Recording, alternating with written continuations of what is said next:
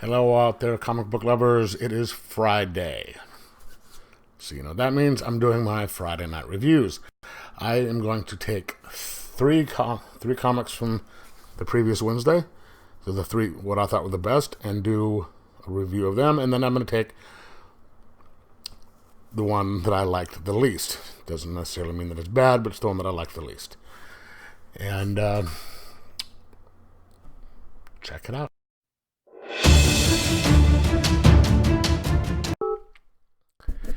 And I'm back. So, last book for the week. This is Piecemeal by Cullen Bunn. And wow, I am not even going to try and pronounce that name right there. Zymon something. Yeah, better not to try than butcher. Because, anyway, it is a horror story by Cullen Bunn and published by Aftershock. It is a one-shot. What to say about this book?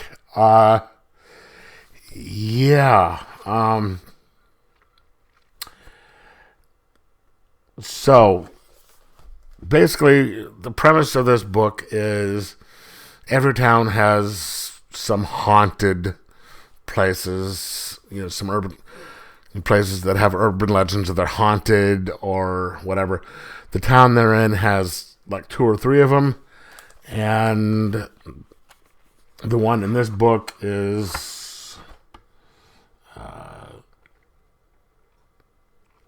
I forget what it's called. Anyway, you have a group of kids who go to this house and use it for what a lot of kids do, as a place to hang out, get drunk, get high, and hang out. So this is going to be one of their last times together before some of them graduate and leave. And from the initial conversation they're having, they're tight, but there's a little bit of issues between a couple of them. Two of them are on the football team. One's a starting quarterback. Another one isn't. And the one who isn't the starting quarterback has more completions, more touchdowns, and all that stuff than the other guy. So they're doing some back and forth, and they're getting high, and they decide to go inside this house. It was a house that supposedly had like a Satan worshiper lived there. Some places have these stories and all that. And then it kind of switches to afterwards, and from this point on it's kind of in different times. And the main character who's telling the story, he wants to leave town, but he's taking care of his grandfather who has issues. He's getting old. He's in declining health. He's losing his mind, going into dementia. Another guy is going to go into the Marines, but they found something in the house. And I guess one of them went back and found, dug up something and took it home.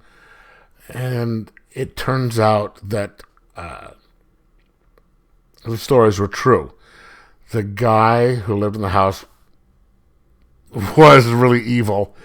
He had used dreams to bring the kids into the house, where he'd killed them, and he used their youth to prolong his life.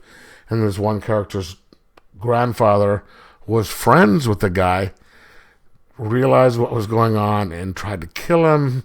And what the kid found was the guy's brain. And it's really weird. It was kind of back and forth. I'm going to have to read it again just to make sure that I've got everything straight. It was really kind of a freaky story because there's kind of a lot to take in. And the way that it's done is sort of like a Memento-esque type thing that and Quentin Tarantino thing where it's out of order, and then some things really happened and some of them were dreams.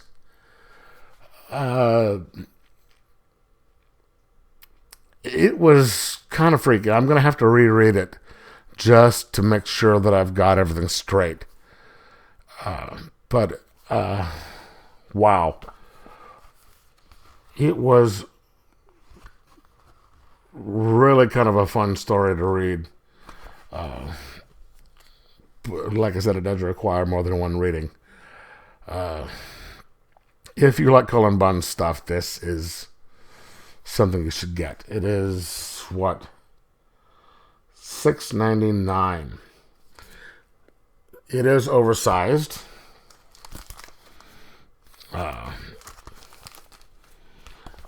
And a little bit longer, but it is well worth it. Yeah, it's get it. And it's up to the standards of Aftershock. You know, if you have a favorite Aftershock series, this is up to the standards of those. The art's fantastic. The story is good. And, you know, I mean, come on, it's Cullen Bunn. So I'm going to give this a 4.25 out of 5. And recommend that you get it. So, what did you think if you read it? And if you did, am I right? Am I wrong?